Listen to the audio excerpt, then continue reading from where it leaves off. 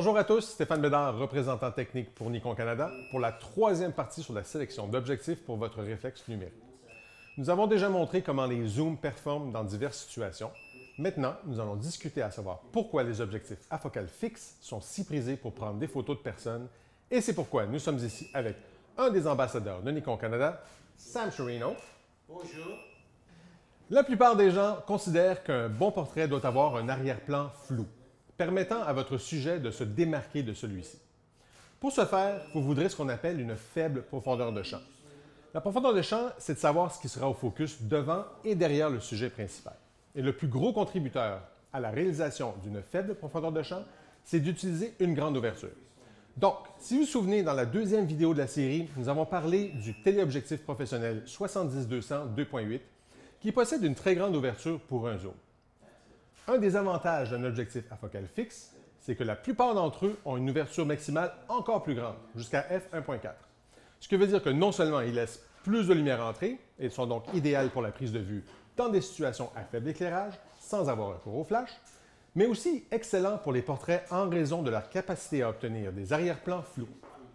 Voyons un peu quelle différence nous verrons entre nos portraits lorsque l'on compare l'objectif 18-55, qui vient normalement en kit avec certains boîtiers, et l'objectif 50 mm f1.8G.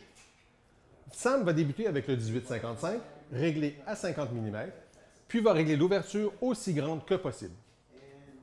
Nous voyons ici une bonne photo, mais l'arrière-plan n'est pas assez hors focus pour que cette photo soit considérée comme un très bon portrait. Passons maintenant au 50 mm à sa plus grande ouverture. Regardez la différence. Quand on passe d'une ouverture de 5.6 à f1.8, nous connaissons maintenant l'avantage d'avoir un objectif à grande ouverture. Mais avec le grand choix d'objectifs pour portrait disponible, quel est le meilleur? Tout comme les autres objectifs, c'est un choix très personnel en fonction du type de portrait que vous voulez faire. Beaucoup de gens pensent que lorsqu'on utilise un appareil à capteur DX, tout objectif avec une longueur focale supérieure à 50 mm donnera d'excellents résultats. Jetons un coup d'œil à deux de ces choix populaires. Le premier est l'objectif que nous avons déjà utilisé, le 50 mm f1.8G, et le second est le 85 mm f1.8G. Ils ont tous les deux la même ouverture maximale, donc la principale différence, c'est de savoir quel cadrage vous désirez. Si vous voulez un objectif pour de superbes gros plans, donc cadrage très serré, avec peu ou pas de distorsion, le 85 mm est l'objectif que vous voudrez. Avec un 50 mm, vous devez cadrer plus large pour éviter les distorsions, de sorte que nous parlons ici de demi-corps ou de corps complet. Ce qui est aussi parfait si vous prenez des photos d'amis ou famille avec plus d'une personne sur la photo.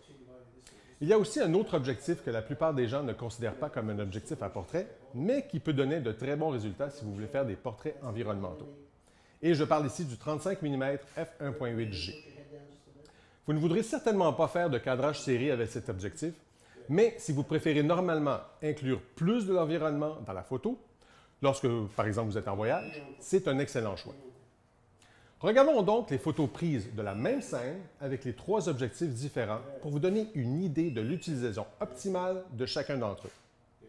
Vous remarquerez que l'arrière-plan est toujours hors focus, mais que la perspective est très différente en changeant de focale. Commençons avec le 85 mm. Vous remarquerez que l'arrière-plan est totalement flou en raison de la faible profondeur de champ. En passant au 50 mm, légèrement plus large, l'arrière-plan est maintenant un peu plus visible tout en conservant un portrait au look plus professionnel. Le 35 mm montre nettement plus de l'arrière-plan, ce qui peut être une bonne ou une mauvaise chose, dépendant du type de photographie que vous faites. Ce qui explique pourquoi beaucoup de photographes ont plusieurs objectifs à focale fixe dans leur sac. Un des points positifs des objectifs à focale fixe, même s'ils ne sont pas aussi pratiques que les zooms, c'est que leurs prix sont généralement plus bas. Par exemple, les deux objectifs 35 mm et 50 mm f1.8 sont moins de 300 $ chacun. Il n'y a pas un objectif pour portrait qui fonctionne pour tout le monde. Alors j'espère que vous avez maintenant une meilleure idée de ce que devrait être votre choix. La prochaine vidéo de notre série est toujours sur les objectifs à focale fixe, mais cette fois, on mettra l'accent sur la macrophotographie et les différentes options disponibles. À bientôt!